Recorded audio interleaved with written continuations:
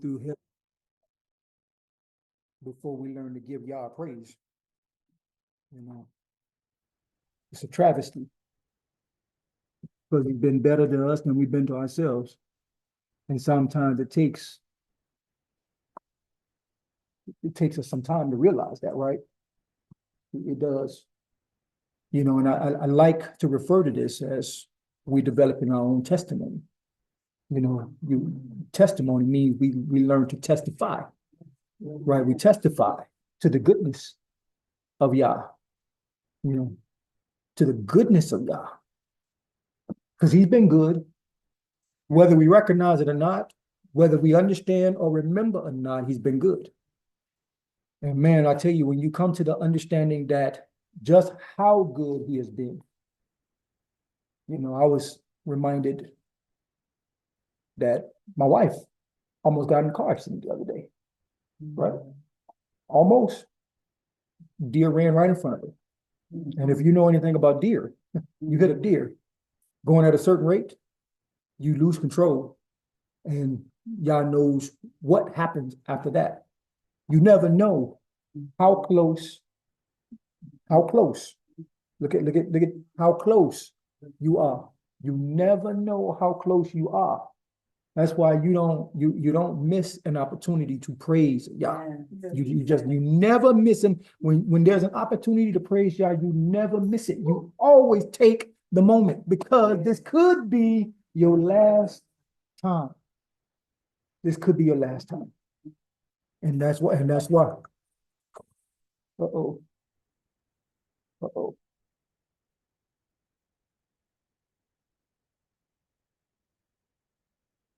This could be your very last time. So we don't miss out on opportunities, especially when we are congregate. We've come together, and we are, you know, we're spending time as saints together. We come to lift the name of Yah, but even more so in this house, in your house, right? It happens. It's supposed to happen in your house.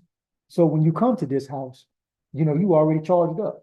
I don't need to get charged up. I'm already charged up. And you can always tell, at least I can always tell. And I'm not talking about you, I'm talking about me. I go places and it's hard for me to get ginned up, you know what I'm saying? And I have to reflect and say, well, you know what, I probably haven't spent as much time before the Most High this week as I should have. That's usually what ends up happening. So we have to make sure, man, that we know, because this could very well be your last opportunity. All right, well, we're going to go ahead and get in this book. There's a lot to discuss. We're going to, first of all, thumbs up. Can everybody hear me out there? Thumbs up. Can you see me and can you hear me? Okay, everybody can hear me and everybody can see me. Okay. All right, well, man, we have been going through this series, and we have been talking about, I mean, if we're going all the way back to where we began, we've been talking about the house of Yah, right? We've been talking about the tabernacle. And we're not going to spend a lot of time dealing just with the tabernacle, because I want to transition to some thoughts, but it's all related. It is all related, right? How do we dwell with Yah? How do we dwell with him? How do we dwell with Yah? That's what the focus is, because we realize that if you go through history, and I've talked about this before, if you go through history, we always end up having a problem dwelling with Yah. And what ends up happening when we don't quite get it? What ends up happening? Yah ends up having to do what? He ends up having to separate from us. He separates. Well, he ends up kicking us out. It's his house, so he doesn't leave, except once or twice. I recognize that he leaves, but the vast majority of the time, he separates from us. Well, we see in the end, and even in this season, how Yah has come to dwell with his bride again. You can feel it, right? That's what the awakening is. The awakening is how Yah has come again to dwell with his bride, to help us to understand what's going on, so we can be reconnected and rejoined, and dare I say, remarried to him. That's what this whole season. If you're in the assembly and you're in the community right now, you know that Yah speaking to you. You know he's speaking to you because you're able to see things that you couldn't see. That's how you know. You don't need to hear some figment of your imagination. You don't need to hear whispers. You don't need to hear some weird sound in your mind. No, how you know that Yah is with you is that you can see things that you were not able to see. Does everybody understand what I mean? You can see what you couldn't see. That's how you know the light has been turned on. The light of Yah has been turned back on. He gives you eyes to see and ears to hear. And we have been talking about this in different ways and different veins for some time until we can get this deep down into our soul. But we got quite a few online today. Deep down into our soul. So here we are. We have some warnings in the scripture. And one of the warnings that we draw our attention to the last time we met and the time before that is Yah is serious about this temple. He's serious about this tabernacle, right? And he says in 1 Corinthians, he says, listen, if you pervert this tabernacle, what's going to happen? He said he's going to destroy you. That's what happens. He says, just like it's been done throughout history, Yah allows the tabernacle to be destroyed. Right? You go all the way back to the tent of meeting in the wilderness, all the way to Solomon's temple, all the way to Zerubbabel's temple, all the way to Herod's temple, and even this temple. If you want to understand what happens when you desecrate the most holy place, separation occurs, and the result of the separation is death. All right, we got to get that. We got to continue that on in our soul and our spirit. So last week, we talked about John 15, and we gave John 15 to you from a completely different perspective, right? Well, when we started talking about what it means to be the vine, right? Come on, talk back to me for a minute. What it means to be a vine. Yeshua started out John 15, verse 1. He says, I am. Then we stop right there, right? Then he says, the true vine. So this vine and the branches and the fruit are all synonyms for Yah and his bride dwelling together. We're supposed to be connected together, right? And when we're not operating according to if we're not operating according to the design, then Yah separates us. And that's what happened, right? And we found out when Yeshua said he is the true vine, that was not just a blessing, but it was also an indictment. Why was it an indictment? Does anybody remember? Why was it a blessing and why was it an indictment? We're going to pick up right here. Why was it a blessing and why was it an indictment at the same time?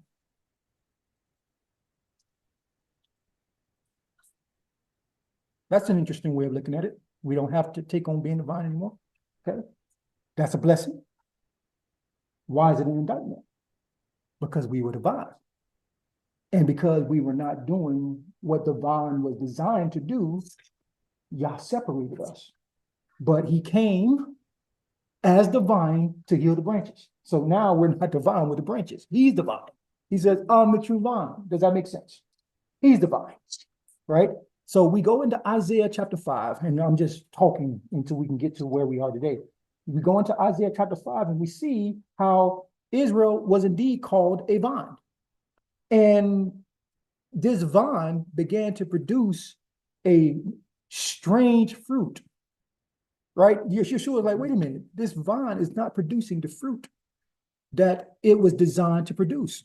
He calls it strange or wild fruit. Strange or wild fruit.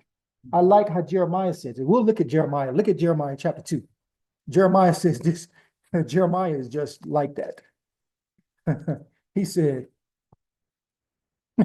in Jeremiah chapter 2, verse 21, he says, go ahead and, where's my reader? Jeremiah chapter 2, verse 21. We'll wait till she get there. Yet I have planted you a noble vine, holy, a right seed. How then have you turned into the degenerate plant of a strange vine unto me? So look at what Yah says. I planted you holy, a right seed. Meaning, how is it you being a right seed produces unrighteous fruit? How is that possible?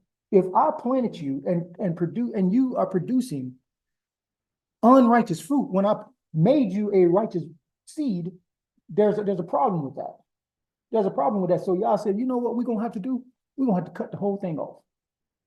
And that's where we found ourselves. We found ourselves right there where y'all had cut us off, right? Yeshua gives us some instructions. I mean, he says in I think it's Matthew chapter 3, he's like, look, take the axe and anything that's unprofitable, any vine that's unprofitable, cut the vine and throw it in the fire. See, some people think throwing it in the fire means throwing it in the hell. That ain't what that means. What he's saying, throw it in the fire, throw it into tribulation, throw it into trouble. You want to know how your fruit becomes mature? Difficulty. Y'all always put you in difficulty. Difficulty is supposed to produce in you the right type of fruit. And we're going to explain this whole process today. We're going into the tree of life and the tree of the knowledge of good and evil, and we're going to break it down. Because once we get to Revelations 22, I want you guys to be able to see clearly what the design has always been and where we come in terms of this fruit that Yah is looking for. He's looking for a certain fruit because your fruit is what's actually supposed to heal the nations.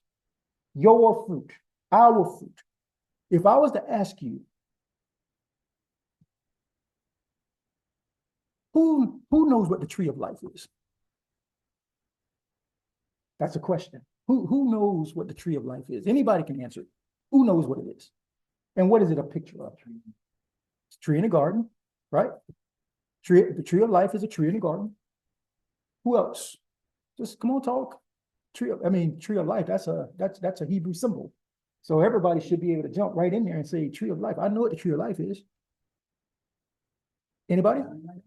Huh? That was the tree of life in the garden. What does the tree of life represent then? How about I say it that way? What does it represent? Yes, I'm recording. Yes. What does it represent? Is what you need to survive, right? The tree of life. If I was to ask you, what is the representation of the tree of life? What would you say? Torah. And what else? And Yeshua? What else? I should say, who else? Who else? Who? Yah and Yeshua, we know, we just said him. Who else is a representation of the tree of life? See, this is why a teaching like this is so important, because we need to be able to understand how important our fruit is. We need to be able to understand why Yah cuts you down. We need to understand that Yah don't just cut you down for no reason. He cuts you down for a purpose, because you, raise your hand, you are a tree of life. We are. I'm going to show you. We are the tree of life. That's why Yah don't mess around with us, because we have the ability, it's not ability, we have the ability to produce two types of fruit off the same tree. We can produce tree, we can be the tree of the knowledge of good and evil, and you could be the tree of life. And how we determine which one is what you produce. So Yah was like, wait a minute, cut that tree down, because that tree right there, the nations can't eat from that tree, because if they eat from that tree, then that's going to lead them into the judgment. And we're going to show you how all of this relates to us as individuals and why Yah is so critical of us when it comes down to making sure that you produce the right thing. You produce the right thing. So let me start. What do we want to? Let's jump in on Psalms 1. Let's jump in the book on Psalms 1. I'm going to put some things up here. Psalms chapter 1. Psalms chapter 1. Psalms chapter 1 is right after Jeremiah 9, verse 27 and 28, my favorite scripture. That's my second favorite scripture. Where's the other remote there?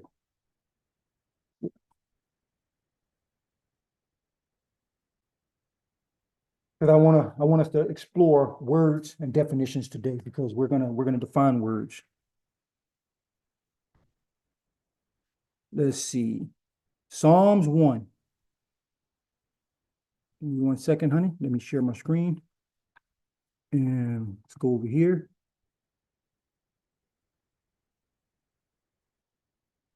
So for the purposes of where we are, that's good. Psalms 1. Go ahead and read. One. Now, before you read, let me set up Psalms 1. Psalms 1 is a kingly psalm. This was written by David. David being outside of Yeshua, our most important king, right? He was a man after Yah's own heart. And if you really understand the tenor of Psalms 1 is a picture to the Israelite and to the Hebrew how to get into the kingdom. It's how to get into the kingdom, I said. That's why when we go to Psalms 1, it becomes almost a rallying cry.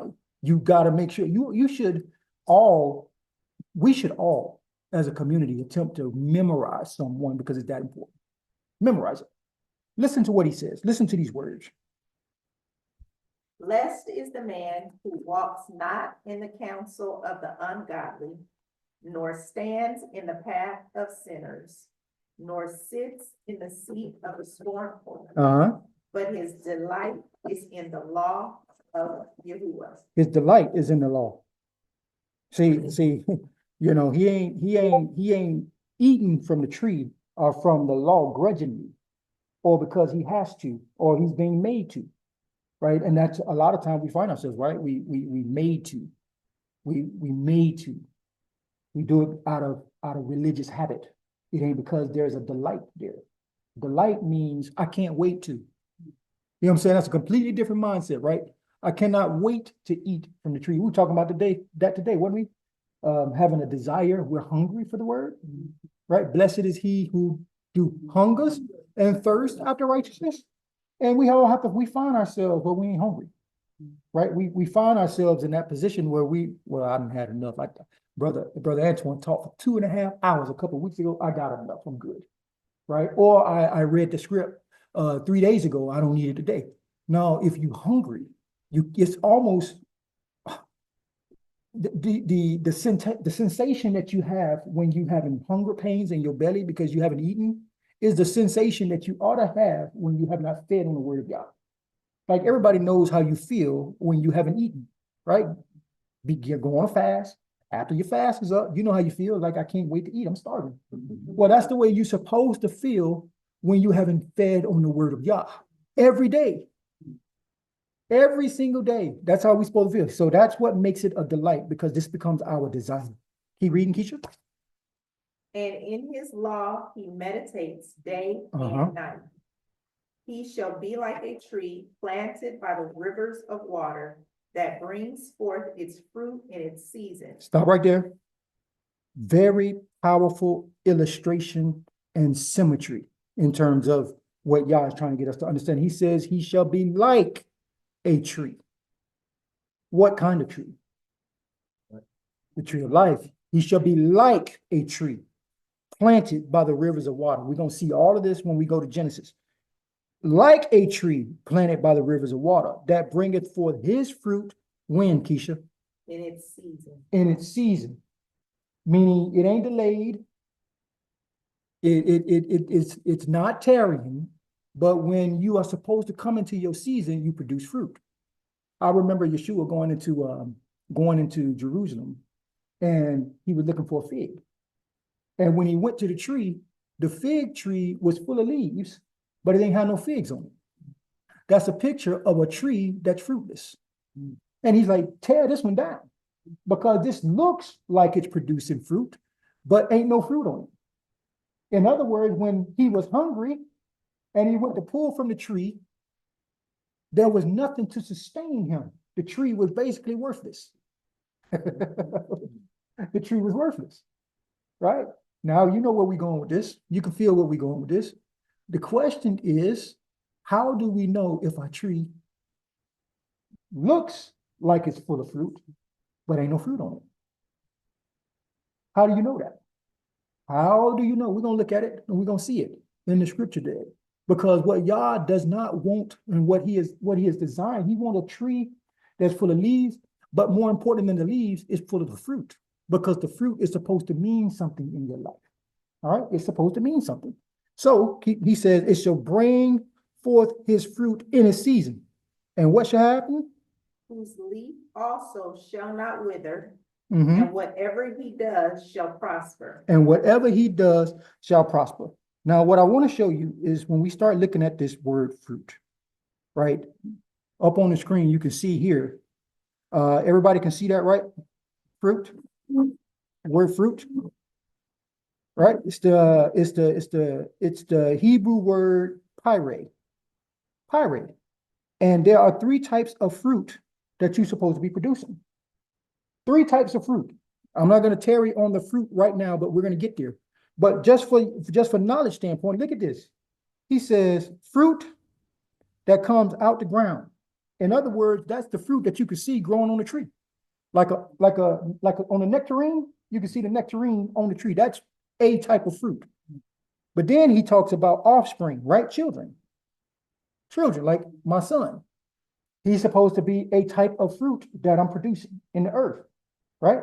He's supposed to be able to pull from my tree the nectarine, and it's supposed to sustain his life. And as it sustains his life, it produces offspring after its own kind, right? And then you see the third fruit is actions, how you live your life and what you do. So these are the three types of fruit that Yahuwah tells us or expects for us to produce out of our life. Fruit that comes off the vine, fruit that produces offspring because of your actions. You understand what I'm saying? All right, now let's go to the Greek or to the root of this, because I want to take, this is how we're going to connect to where we want to go today. When you look at the root of this, it's para.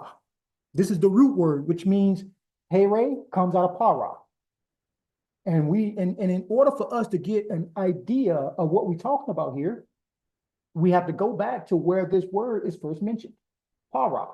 Does anybody know where it says, look at Hebrews 65:09. It says fruitful, to bear fruit, be fruitful, branch off, right?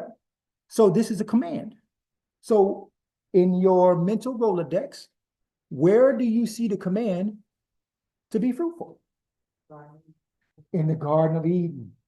So now when David is telling you, you shall bring forth his fruit in its season, what David is drawn from is the tree of life that was planted in the garden. Does that make sense? Let's start our journey into where Yah would have us to be today. So let's get down to Genesis. Get on over to Genesis, right? Fruitful, calls to bear fruit. Calls to bear fruit. Yah is in the production game. He is in the production game. What do I mean by that, AJ? What do I mean when I say Yah is in the production game? He cares about the multiplication of fruit. He wants you to produce. If you're not producing, he says you become unprofitable. You're unprofitable if you don't produce. You were brought here. You were created to produce certain things. And we saw the three things that you're here to produce, right? Tell me what the three things are that you're here to produce. Well, we just talked about, what's that? One at a time. Go ahead. What's that? What's the first one, Keith? That's what I'm saying. What's the first one? Fruit off the vine, which is the apple, the orange, the nectarine, the olive, right? Which is supposed to be through actions, and your actions are supposed to produce offspring.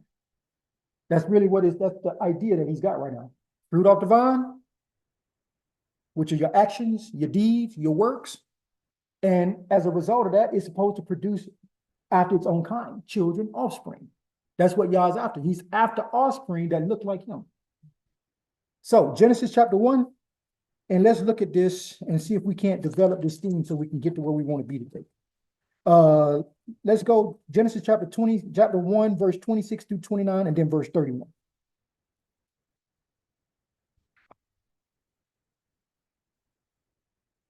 Uh-huh. Then Yah said, let us make man in our image, according to our likeness. Let them have dominion over the fish of the sea. You can stop right there. So right away, we've talked about this before, but everybody has something to say about this particular scripture. He says, let us make man in our image and our likeness. What does the word image mean here? Just tell me off the top of your head, what do you think image means here when he says, Yah said, let us make man in our image? What? Say it again, AJ. That's exactly what it means. Yah is looking for somebody or something in the earth that looks like him and is going to produce after its own kind. Hear what I'm telling you now. Yah put man in the garden. He made man and he put his image in man. The part of Yah that looks like him is the spirit, right? And our spirit is supposed to produce many sons. Like Yah produces many sons. In other words, we have been sent here to bring forth offspring for the Most High Yah. Offspring for the Most High Yah. That's what we're here for. So he says it's your image. Now let's look at this word. The word image, as AJ said, is, well, he didn't say this, but it's the Hebrew word salim, which means likeness, resemblance, a representation or representative figure. So Yah wants us to look like him, and he wants us to produce after its own kind. Go ahead and keep reading. Going down to verse 31, Keisha. Then Yah saw everything that he had made, and indeed it was very good. Hold on. And Yah saw everything that he had made, and behold, it was very good. What does that mean? Everything that Yah had made. So he produced everything in the garden. We didn't even talk about the trees yet, the two types of trees. Because there are two types of trees in there, but before we even get there, Yah says, everything that I created and everything that I have made is good. Not only good, but very good. What is Yah telling us right there?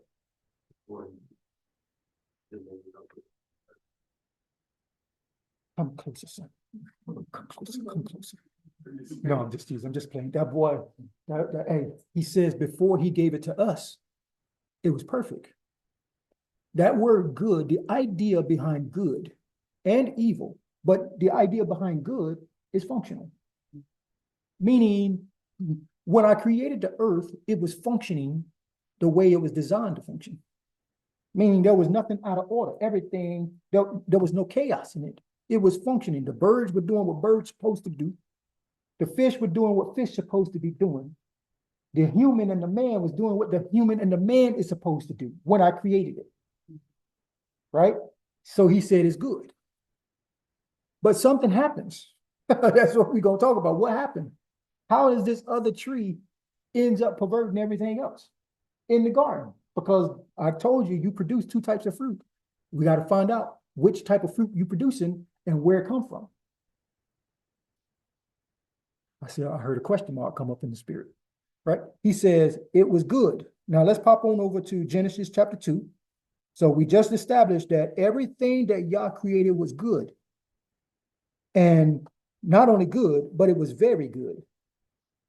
Go over to chapter 2 and let's pick it up at verse 17. And let's see how Yah, what happens when Yah introduces this man to it. We're in verse 7, chapter 2 and verse 7. Through 17. Through 7 through 17. But I'm going to stop you along the way because I want to pull some things out.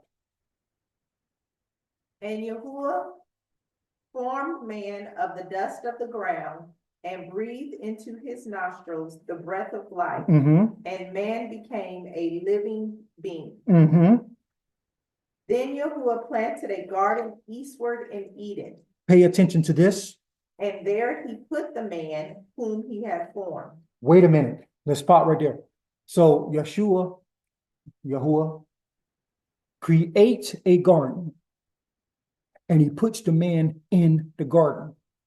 So in this particular context, what is the garden? What does the garden become? Well, His dwelling place, but what's another name of dwelling place? it's home. His home.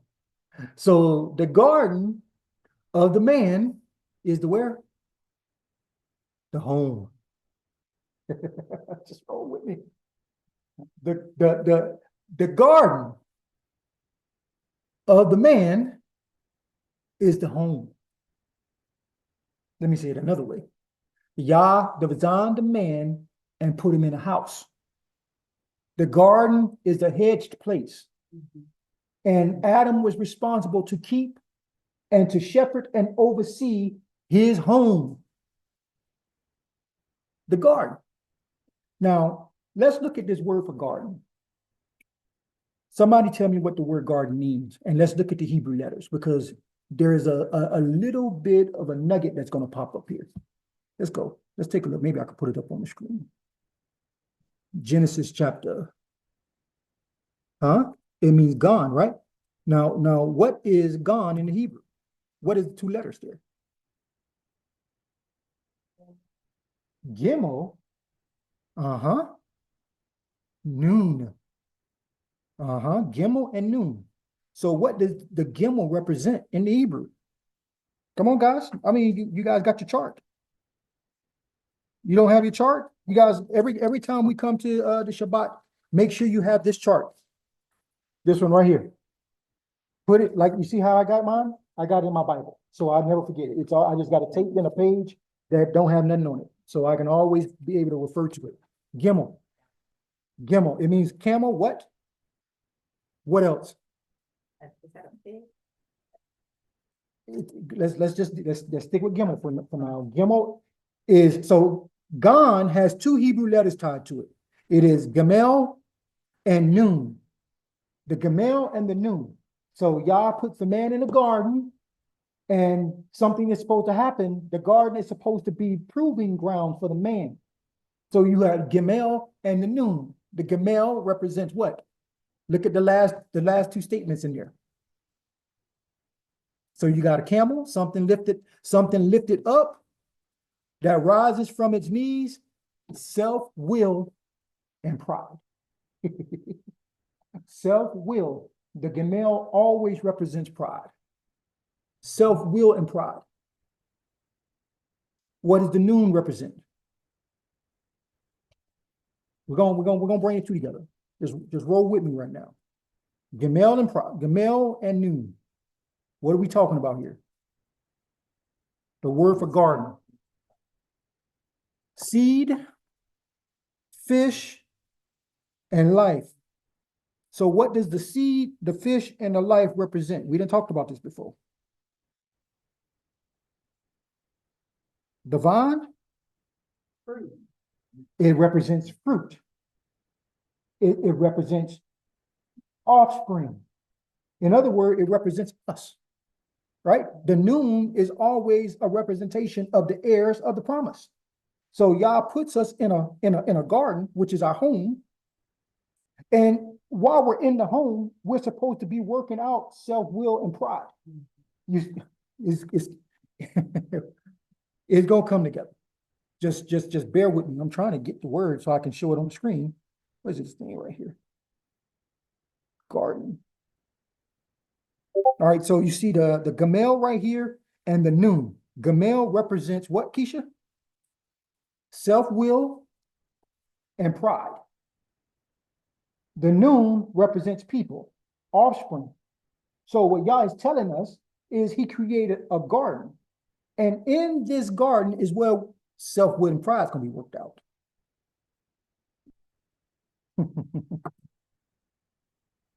In this garden is where self-will and pride is going to be worked out. See, a lot of times when we have a house, we have a home, and if you want to understand where your fruit is developed, your fruit is not developed at work. Not really. Because the most contention that you're going to ever experience in life happens where? In the home. It happens in the house. So this is what, so Yah has designed a place where this flesh is going to be dealt with. Because you got this house is supposed to be a mini kingdom. The house or the home is supposed to be a mini testing ground or proving ground. Because you have all of these personalities, you have all of these wills, and this house is you're supposed to learn how to become good. What does good mean again? Functional. Does that make sense? In the house. So you can always tell whether or not the house is functioning or whether the house is good or whether there's the right type of work and fruit being produced, because in the house it will function according to Yah's design. Let's see if we can't treat this with some respect here. Keep reading, Keisha. We're still in Genesis chapter 2, and we were at verse 9. And out of the ground, Yahuwah made every tree grow that is pleasant to the sight and good for food. The tree of life was also in the midst of the garden, and the tree of the knowledge of good and evil. The tree, go ahead. Were all the trees the tree of life, or was it just one tree that was the tree of life and then one tree that was the knowledge of good and evil? We're gonna answer that question. Hold on. We're gonna come there. But for suffice to say, let's just say there is a tree of life and there's a tree of the knowledge of good and evil. One produces this type of fruit and another produces a different type of fruit. All right. So for the purposes of where we are in the discussion, you're going to clearly find out who the tree of life is and how many types of fruit are supposed to be produced from that particular tree, because the scripture tells you that. All right. We're going to clearly see it.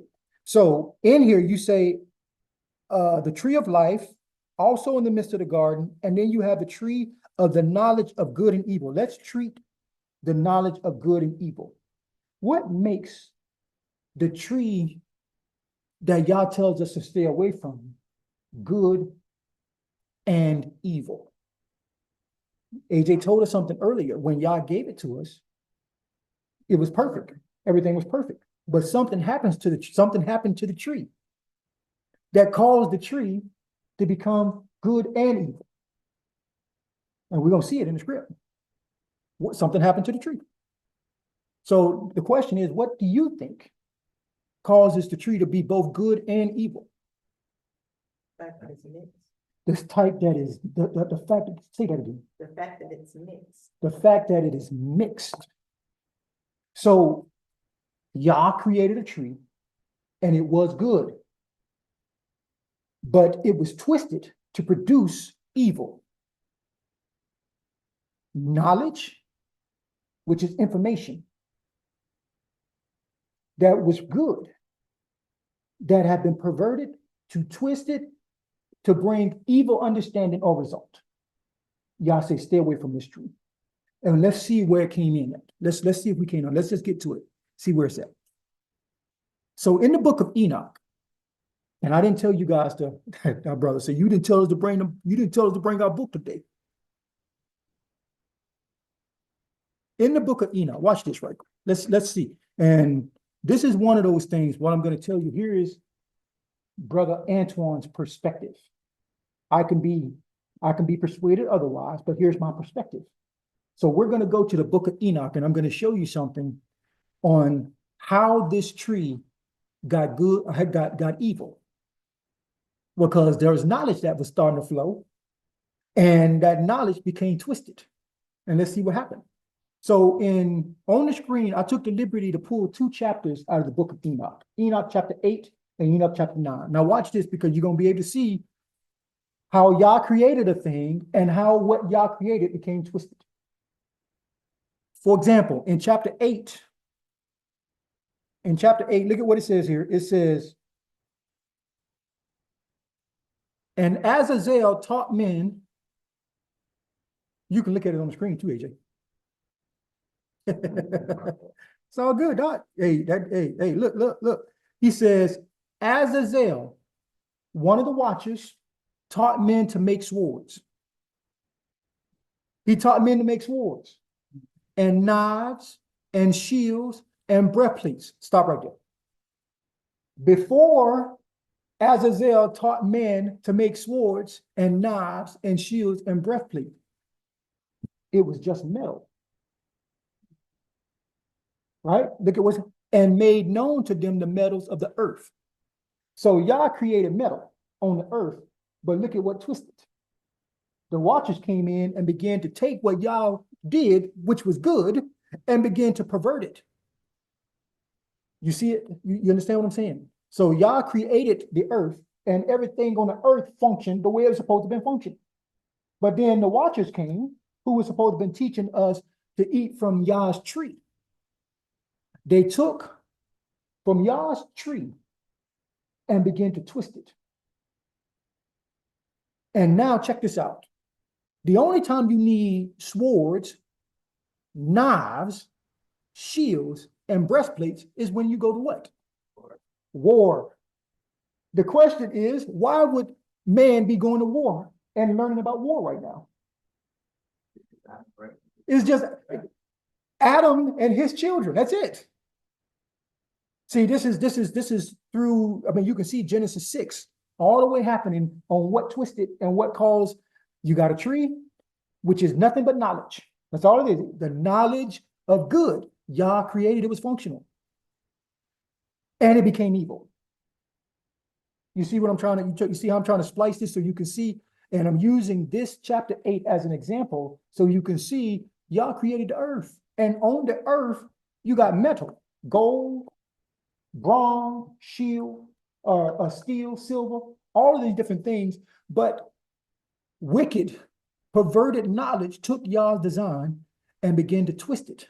And mankind began to learn it. Look at what happened. Azazel taught men to make swords, knives, shields, and breastplates. I said, stop right there, because we can fight. Now, how do you end up at war? Let's see if we can't get into these negative these fleshly things. How do you end up going to war with people? What happens in order for two people to go at war? For two people to start fighting?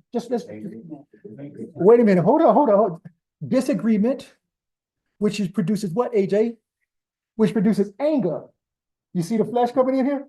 Disagreement over the truth produces anger. And anger produces malice. Malice produces murder. You see the progression on how mankind ends up in sin and eating from the wrong tree. They should have never learned how to do something because this was hidden from them at this point. It was all the knowledge that they began to teach mankind was hidden from them. And I'll show it to you. But swords, knives, shields, and breastplates, here they are creating weapons of warfare, and they're supposed to be living in a garden in Shalom. But what you need a sword for you and cut somebody? Yes. Let's keep reading. He says, and the art of, he said, and they made known to them the metals of the earth and the art of working them. Not only did they create them, but they taught them how to use them. You see it? And bracelets and ornaments and the use of antimony and the beautifying of eyelids and all kinds of costly stones and all coloring tinctures, right? And there arose much godliness, and they committed fornication, and they were led astray and became corrupt in all their ways. Knowledge of good and evil. They became corrupt in all their ways. I'm trying to paint a broad brush so you can see what you're dealing with here. Now let's look at it on this side. This is chapter 8. Now look at what happens. Then Michael, Uriel, Raphael, and Gabriel, the four archangels, looked down from heaven and saw much blood being shed upon the earth, and all lawlessness being wrought upon the earth. And they said one to another, the earth made without inhabitants cries the voice of their cringes up to the gates of heaven. And now to you, the holy ones of heaven, the souls of men, make their suit. Bring our case. So now mankind, who had learned all of this wickedness, is beginning to cry out only after they've been killed now. Their blood is starting to cry out to the Most High. Before they were producing and they were participating. And he said, bring our cause before the Most High. And they said to Yah of ages, Yah Elohim, God of gods, King of kings, God of the ages, the throne of thy glory standeth unto all generations, the ages, and thy name holy, glorious, and blessed unto all ages. Now look at this. Look at this, what I got in highlight. He said, thou hast made all things, and power over all things thou hast thou, and all things are naked and open in thy sight. Do you see? And nothing can be hidden from you. Do you see what Azazel has done, who have taught all unrighteousness on earth and revealed the eternal secrets, which was preserved in heaven? You see that? Knowledge of good and evil. This is the tree that the watchers got us eating from. This tree where we weren't supposed to learn this stuff. This is the tree that Yah is telling us to stay away from. It was good, but when the watchers get a hold of it and start teaching you perverted things, it begins to produce death in you, like war. War does what? It kills people. It produces death in you. It produces disobedience in you. Stay away from it. He says, they revealed the eternal secrets which was preserved in heaven, which men are now, look at what he says, men were striving to learn.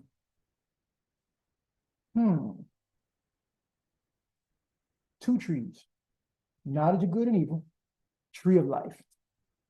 And instead of sitting at the feet of the Most High and eating from this tree, we striving to learn from the other tree. And as a result, look at the fruit that it created. Look at the fruit that it produced. So much wickedness that Yah ended up having to kill the earth. He had to destroy the earth. So much wickedness was produced from that tree that he ended up having to destroy the whole earth. Now look at what he says here.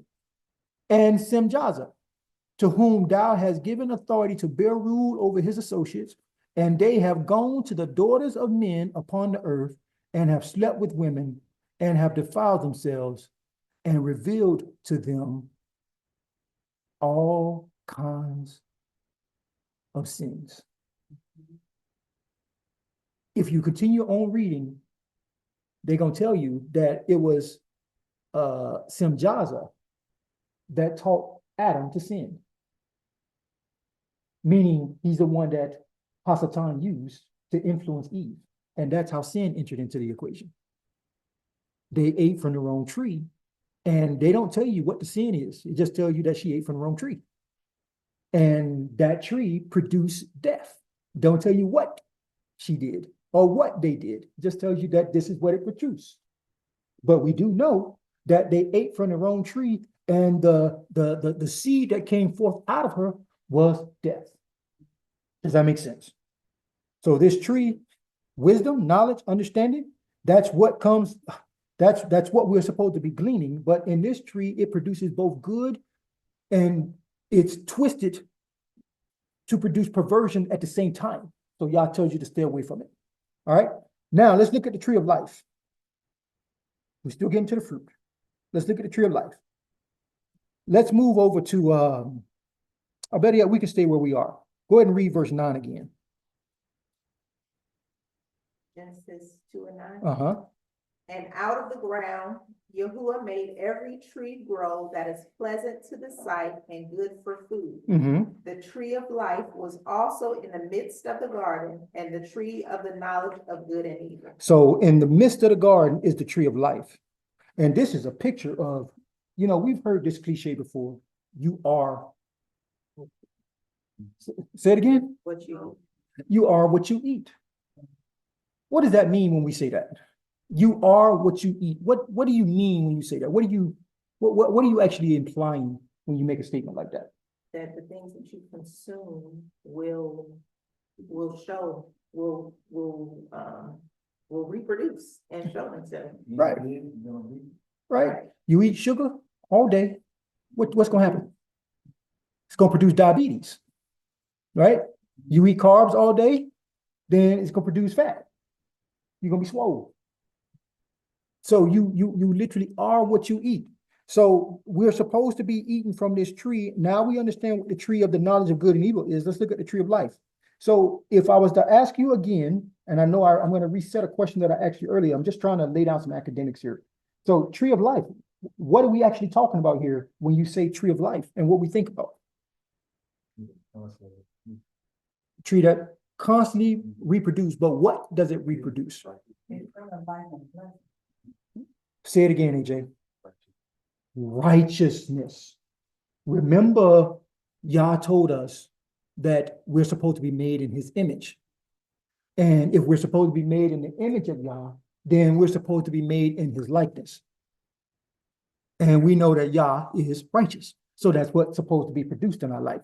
All right, so let's go to Proverbs chapter 3 and let's look at the tree of life and see what we can glean from this. Proverbs chapter 3, and we're going to pick it up at verse 13. We're working our way down to this fruit. 3 and 13. And we're going to read Proverbs chapter 3. We're going to pick it up at verse 13 and read down to verse 13. Read down to, so just the verse, just verse. Read chapter 3 and verse 13 down to verse 23. I'm sorry. There you go. Happy is the man who finds wisdom, Uh-huh. and the man who gains understanding. All right. Hold on. He says, happy is the man that findeth what? Wisdom. Wisdom. What is wisdom in this context? Happy is the man that findeth wisdom. The fruit from the tree of life, but wisdom is knowledge. Knowledge. Wait, that's right. Somebody said knowledge on the line. Knowledge. And because I'm trying to make a distinction between knowledge and understanding now. Because knowledge is wisdom. Understanding is the application of wisdom. Knowledge is the application of understanding. Understanding is the application of knowledge. That's what I'm trying to get at. So Yah is like, look, happy is the man who findeth this knowledge, this teaching, this tree, because when you can understand it, it's going to lead to something in your life. Right? He says, happy is the man that findeth wisdom and the man that getteth understanding. So in all of your getting, we get right? So what good is it to know something and you don't understand what it is that you know? And that's where a lot of us are, right?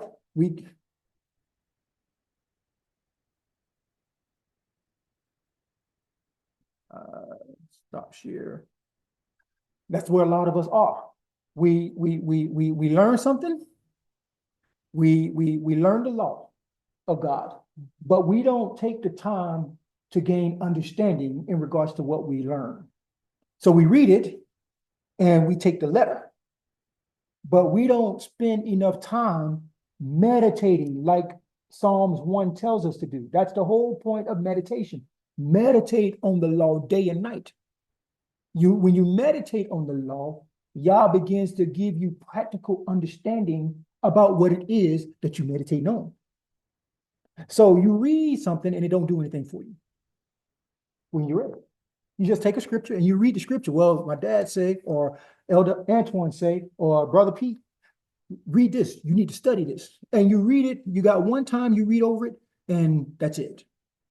And it's like, well, that don't. I mean, I know what the scripture say, but you don't spend you don't do the meditation, the regurgitation, the thinking about, the contemplation. All of those different things that we're supposed to do to get the nutrients out of what Yah has told us, we don't do that. So therefore, we don't gain understanding. You understand what I mean? Just continue to walk with me, so because it's going to become plain in a minute. Go ahead and read down. Happy is the man that findeth wisdom, and the man that gaineth understanding. For her proceeds are better than the profits of silver, and her gain than fine gold. Wisdom. She is more precious than rubies. Wisdom. And all the things you may desire cannot compare to her. Understanding. Length of days is in her right hand, in her left hand riches and honor. Understanding and wisdom. Her ways are ways of pleasantness, and all her paths are peace. She is a tree of life to those who take hold of her. Wisdom. And happy are all who retain and understanding. So he's just told you, he says, wisdom and understanding, wisdom, knowledge, and the ability to apply what Yah has said is like it's a tree of life. And this is why we tell you, seek first the kingdom and all of his righteousness, and everything else will be added unto you. This is why we tell you that, because look at what wisdom and understanding does. He just told you in verse 14, the merchandise of it is better than merchandise of silver, and the gain thereof than fine gold. So to understand, wisdom and understanding is better than money. It is. It's worth more than rubies. It's going to produce, it's going to cause your length of days to be in your right hand. You want to know how you end up having your life cut short? Don't have no wisdom and understanding. Be out here in where was the young girl at? In New Orleans? She was in New Orleans on Bourbon Street when wisdom and understanding say, don't go there. Wisdom and understanding, wisdom and knowledge spoken to her mama, spoken to her from her mother, said, don't go there. Don't be there. Because if she would have decided not to go there, then guess what? Verse 16, length of days is in her right hand, and in her left hand, riches and honor. You see the connection in. All right. She is of a tree of life. And verse 19, and Yah by wisdom hath founded the earth, by understanding hath he established the heavens, so forth and so have you. So what we find out here is the righteous are like a tree of life. Let's go to Proverbs chapter 11, and we're going to prove that real quick. The righteous are like a tree of life. We are the tree of life. Proverbs chapter 11. Look at verse 29 and 30.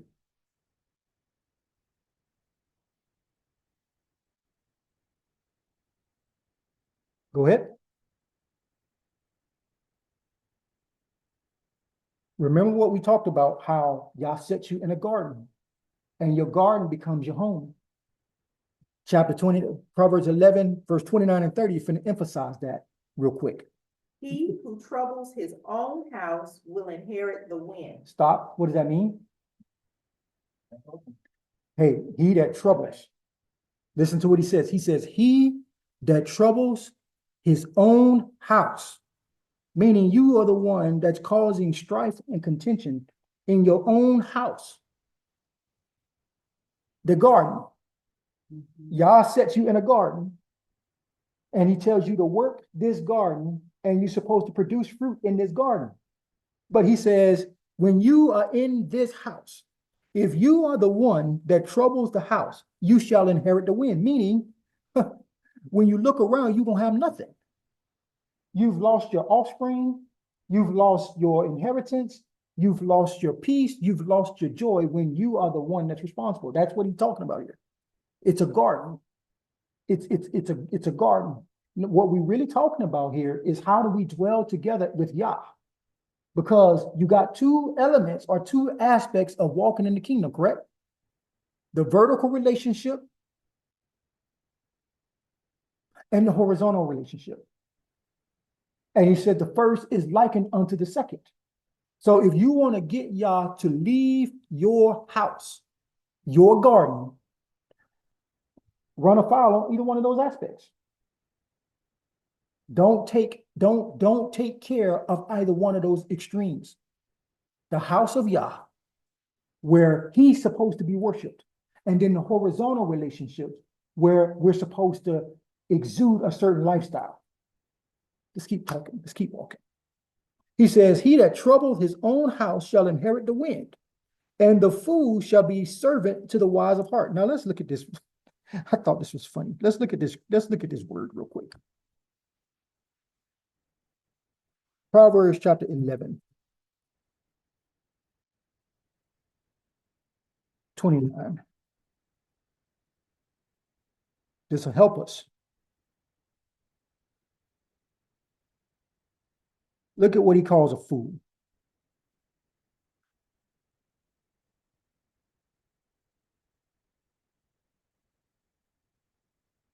That's me. I can tell you right now. What? Look at what he calls it. This is Proverbs chapter. He says, the fool is one who despises wisdom. Meaning, you got knowledge, but you don't apply it. One who mocks when guilty. Raise your hand if that's you. That's me. What does that mean? Meaning you always justifying. You mock when you're guilty. You're justifying your stuff. This is all now. I told you the garden of Yah is where self-will and pride is supposed to be raised up out of you. I'm telling you, I wish somebody would have taught us this early. The garden of Yah is where self-will and pride, or we wouldn't have so many divorces. We wouldn't have so many broken families if we understood this concept. It's the house of Yah. It's the garden. Self-will is what self-will and pride. He says, quarrelsome, licentiousness, etc. That's what he describes a fool as. Does that make sense? All right. Then he says, and the fool shall be servant to the wise of heart. What does that mean? Somebody that is walking in wisdom got to come in and stabilize the place. You see that?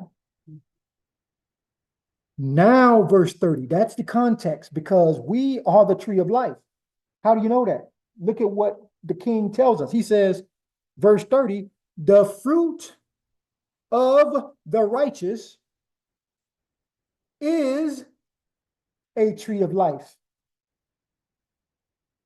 and he that winneth souls is wise. You hear that? The fruit of the righteous is a tree of life. Now, why does the king connect winning souls to the house?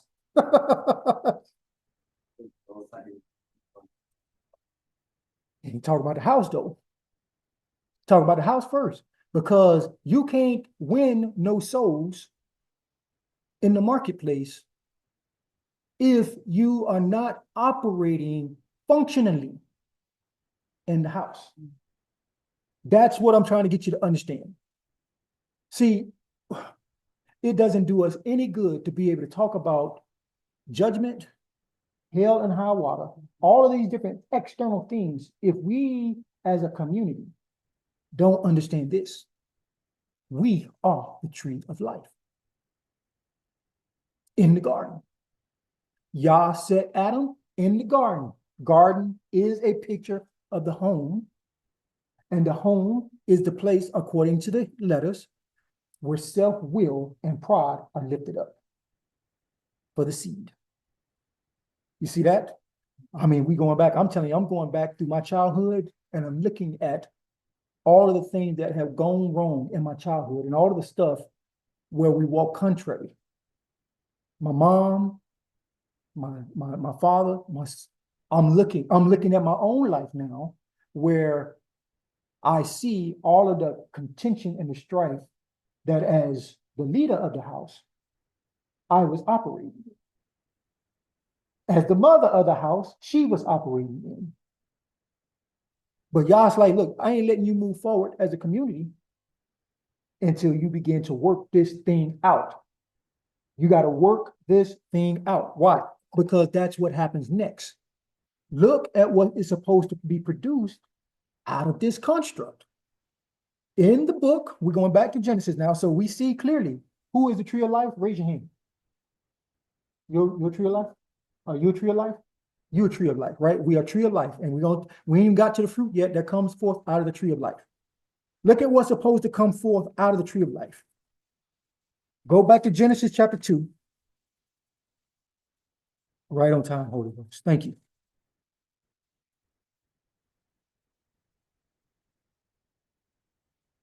Pick it up at verse 10. Now, we just talked about this tree of life is in the garden in the midst. Now, look at what's supposed to roll up out of it. Now a river went out of Eden to water the garden, and from there it parted and became 4 riverheads. Wait a minute. So we know out of your belly shall flow what? Look at the symbolism and the symbolism that Yeshua is giving us to understand. Are you guys following me? Yes or no? All right. 4 springs come forth out of the garden. And the first river is called what, Keisha? Pishon. Pishon. Does who knows what the word Pishon means? Well, let's go and see. Wait a minute, I didn't even tell y'all. I almost feel bad because I didn't tell you. The Hebrew word for fool is evil. Y'all saw that, right? The Hebrew. Yeah. And what does evil mean? I told you the idea behind evil is dysfunction. So let's go back over here to Genesis chapter 2.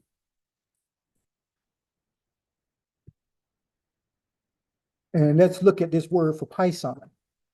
And let's see if we can't find out what is supposed to be flowing up out of us and these rivers, because I'm going to show you this by the time we get to Revelation, what it means. All of this is symbolism for us as Hebrews.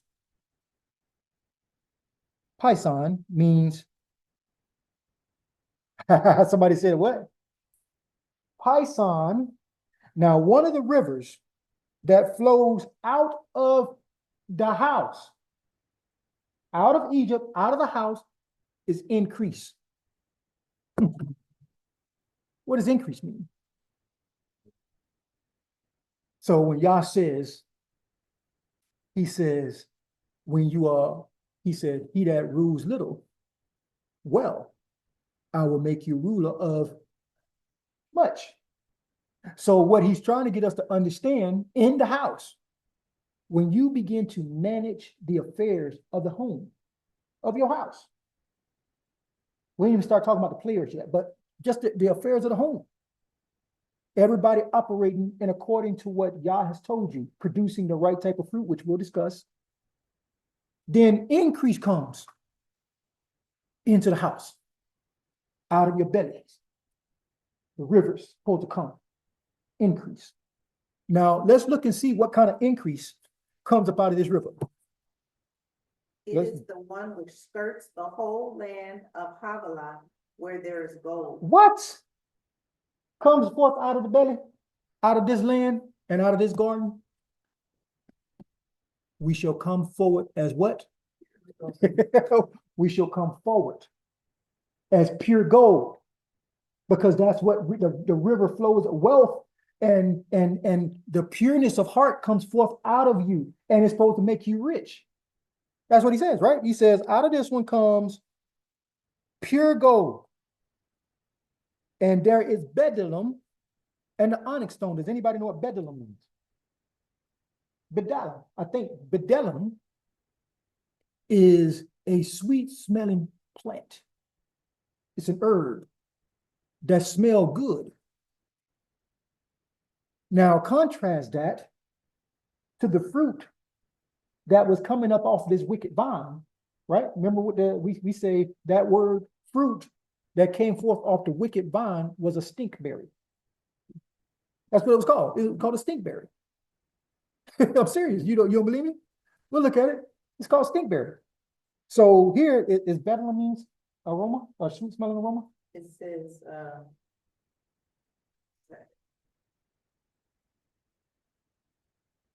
He says, y'all, he says, it's a gum resin, but then it says. Yes, that's it. fragrant gum. It's a fragrant gummy type substance that comes forth out of a tree. So when you come near to the tree, you're attracted to it because of what it smells like. This is hard, I know. I feel apples and oranges and tomatoes and stuff like that. But we need this. I need this. We need this because we need to understand Yah has designed what we go through for a reason, because what we go through is supposed to produce something out of us. Keep reading. So y'all want to see the stingberry? Who wants to see stingberry? All right, let's go. Let's go to Isaiah. We're gonna come back, but I want to show you this because you need to be able to see it. Isaiah chapter 5.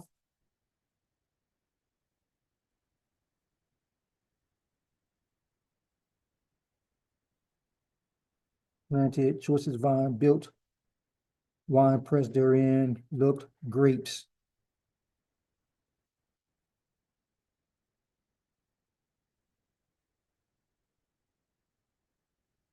Where's this word stinkberry at? Or is it Jeremiah?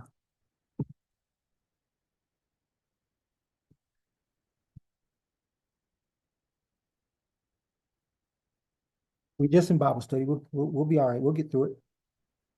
2:30 to 23. Jeremiah chapter 2, verse 21.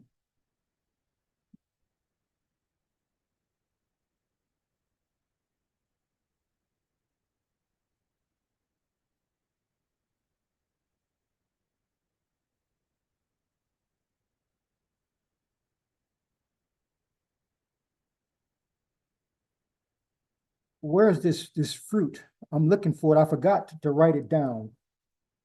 Maybe it is Isaiah 5, I don't know, but I forgot to write it down where I get this word stinkberry from.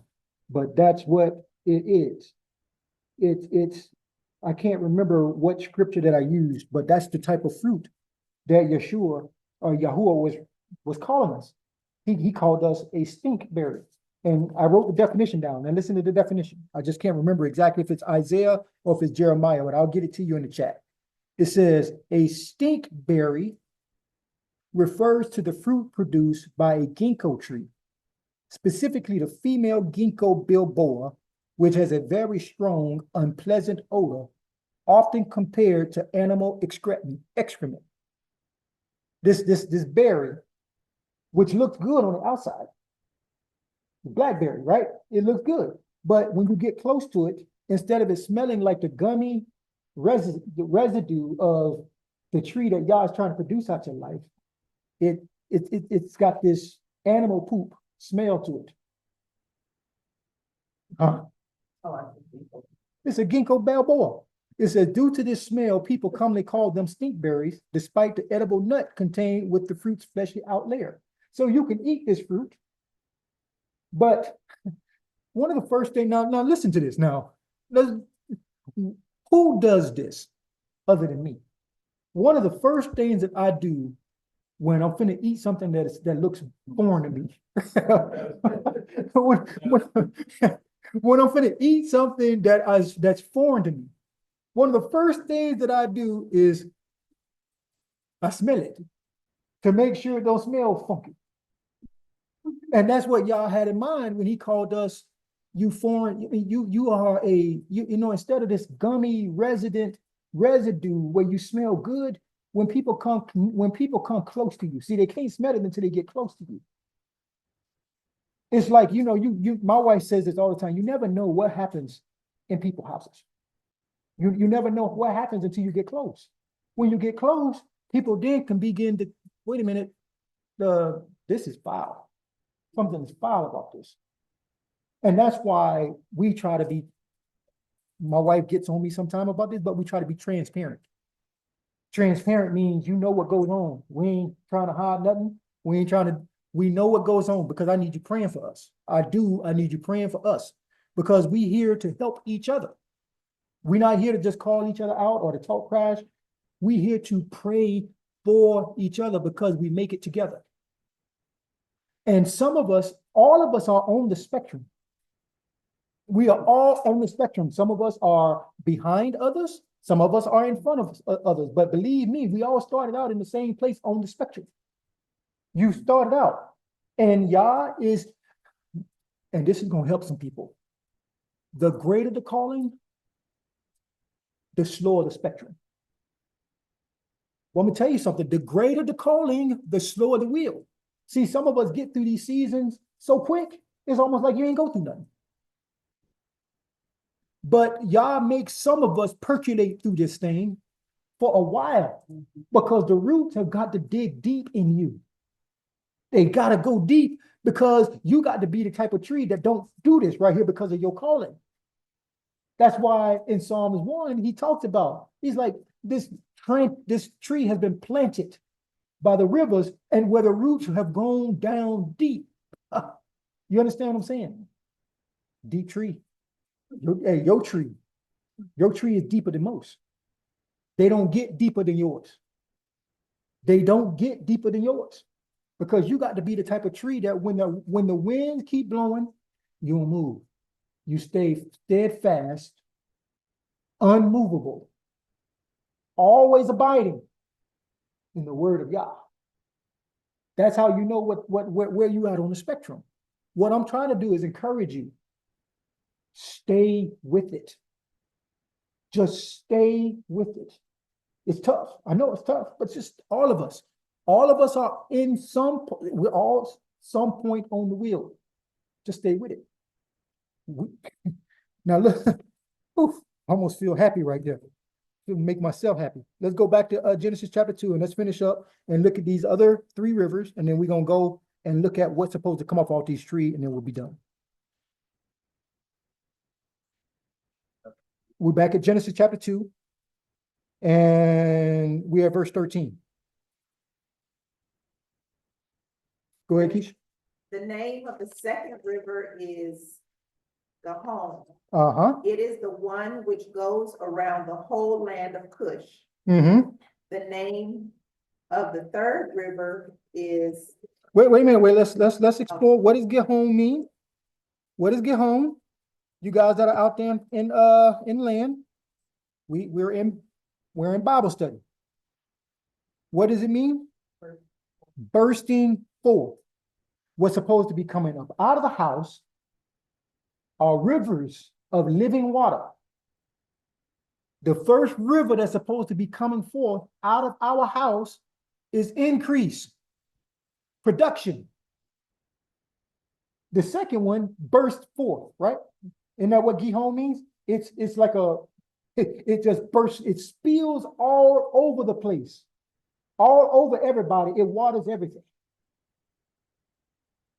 Some of us have a trickle, but then a lot of us have Gihon coming forth out of your life. You know you got Gihon coming up out of your life, right? Everywhere you go, you just bursting over on somebody. You bursting out on somebody. Every time you see somebody coming, hey brother, do you know the Most High? Coming up out your life, right? Everywhere you go, do you know the Most High? That's the water busting forth out of your life. That's what's supposed to come forth out of your life. This type of water. So now we can find out on what level of the spectrum are we at? Are you got a trickle? Or is the water bursting forth out of your life? Is there a trickle? When Yah is trying to open up the valve and get this water going. Gihon. Right? What's the third one that comes out? The name of the third river is Hiddekel. Hiddekel. What does that mean? Rapid. So you got increase that's bursting out and it's moving. That's what you got, increase that's bursting forth and it is moving all over the place. Man, I got a lot to say about that. But for the sake of time, we're gonna keep it moving. Increase that's bursting forth that is moving rapidly. I like this fourth river. Euphrates. Now, what does the Euphrates represent? What? What? What does the Euphrates represent? I want everybody to see that on the big screen. So everybody knows the Euphrates, which is in the earth right now. It ain't producing no fruit right now, is it? It done dried up because it's not connected to the Most High anymore. So in our own personal life, this tree or our garden, our homes, is supposed to be fruitful. So the question is, are we increasing in understanding, in wisdom, in unity, in understanding, in resources? Are we bursting forth? Meaning our house can't contain us now. Everywhere we go, we're starting to become influential. We're beginning to influence everybody and everywhere. Is it happening rapidly or is it happening like a trickle? And is it producing fruit? Are you producing fruit? You see it. Does this make sense? Sober. Let's go to Revelations before we get to the actual fruit, because I've been trying to get to the fruit and what we're supposed to be producing for a while now. But I want to show you the picture here. We just found out that we are the tree of life. Now look at what Yah says in Revelation chapter 22. This is gonna make you, I hope it does for you what it did for me when I saw it this morning. Revelation chapter 22, it's on the big screen. The river and the tree of life. Who tree of life? Now, verse 1, go ahead and read, Keisha. And he showed me a pure river of water of life, clear as crystal, proceeding from the throne of Yah and of the Lamb. Wait a minute. Now the water is pure, ain't got no contaminants in it. It done gone through hell. It done been purified by fire. And now it don't have no excrements in it no more. It don't have nothing that's perverting the water. It's going through charcoal, right? When water goes through charcoal, what happens to it? It's purified. Charcoal is black and dirty, right? And it serves as a purifier. So water has to go through it in order for it to be pure. Now, when you see the water show up again, it's clear as crystal. You can look at it now. You know when you go to places like the Gulf, it's not pure because you can't even see it. You can't even see in there. But this water, it's like you can look all the way to the bottom and it's clear. It's crystal. It's like, man, I can see all the life that's living in the bottom of the water. Read. In the middle of its street and on either side of the river was the tree of life, which bore 12 fruits. Wait a minute. Hold on. Wait a minute, Charles. I think you just saw something right there, right?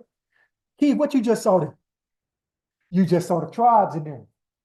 So he said, AJ, you asked the question earlier, how many fruits are in there? 12 fruits. A fruit for each tribe. That's the tribe.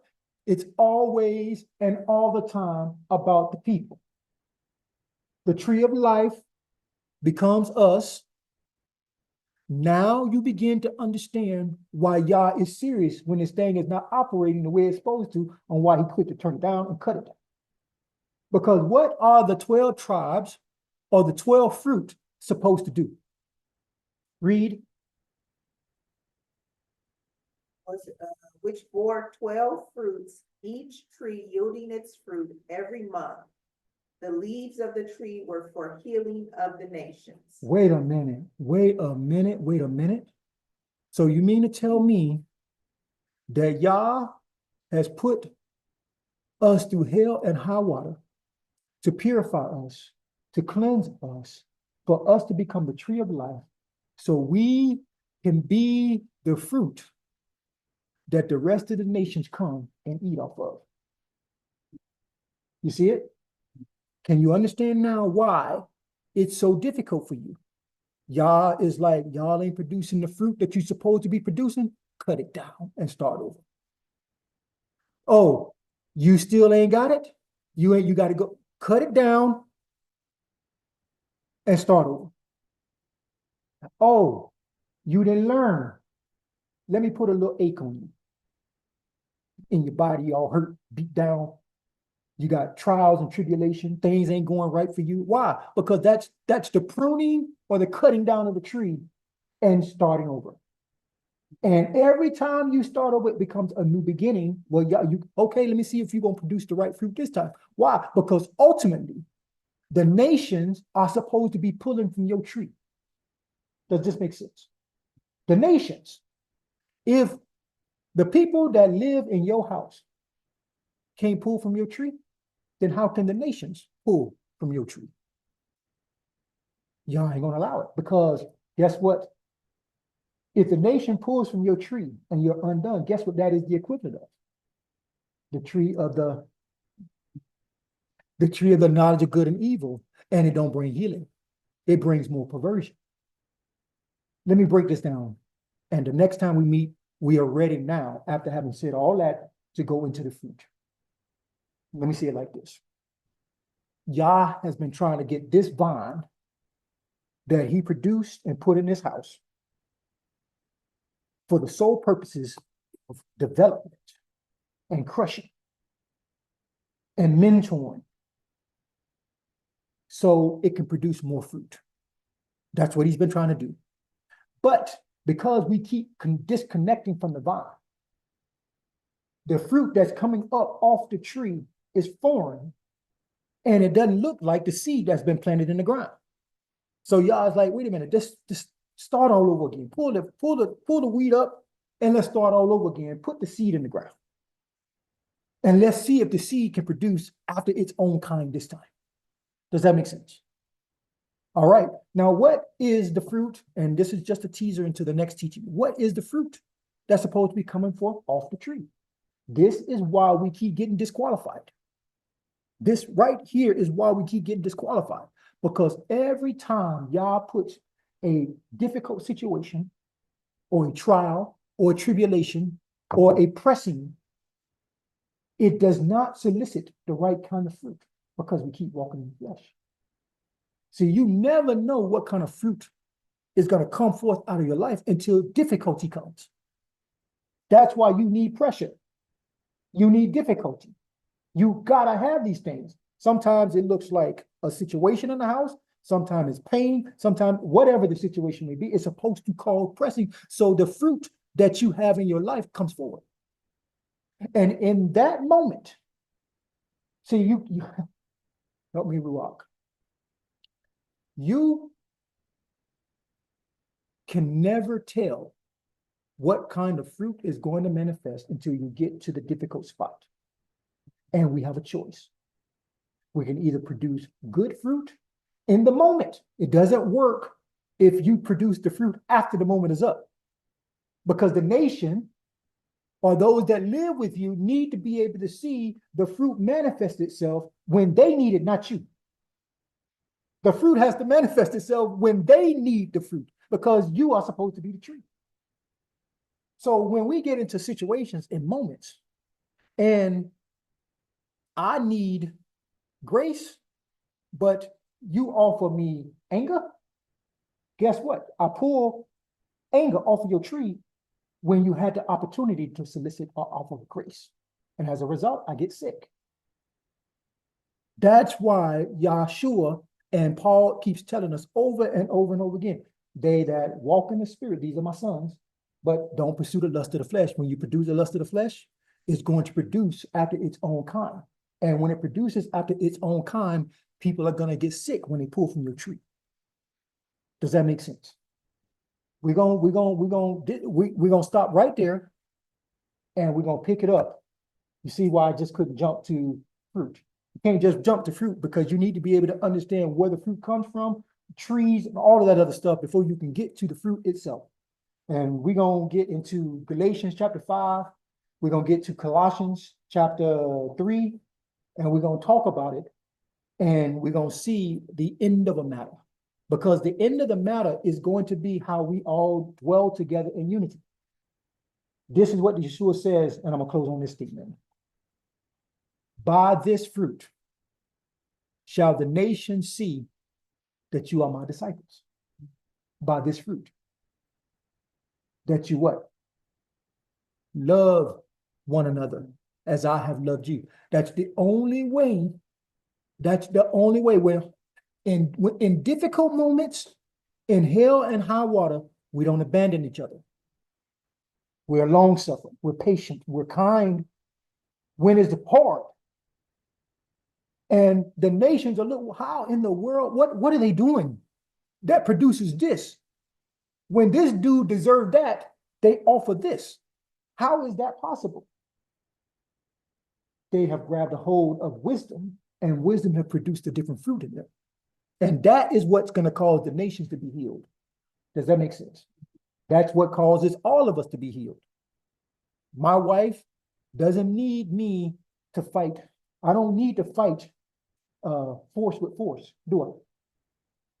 When she's in her flesh and she presents that flesh to me, What happens if I offer her the Spirit? She pulls from my tree in the moment.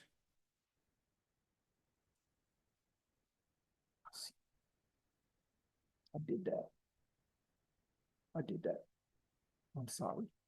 And it leads her to repentance, and she can get back right, and guess what? Functioning. But if we fight force with force, and she pulls from my tree anger, when she's angry, guess what ends up happening?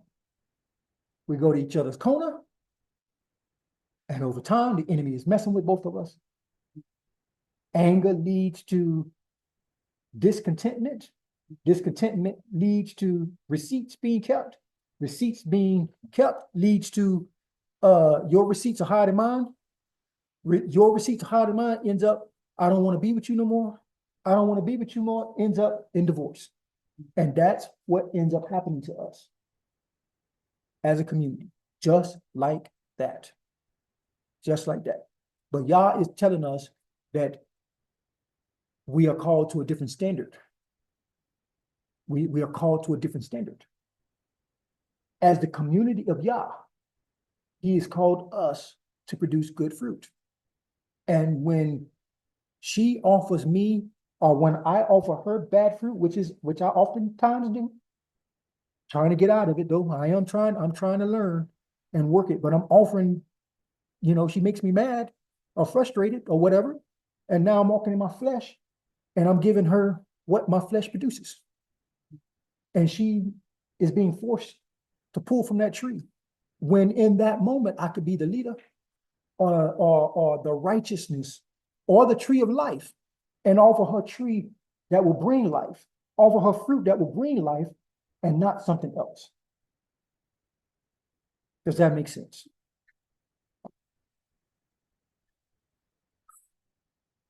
Somebody's asking a question. All right, so I'm not going to put any of that on the cloud, on the recording. So I'm going to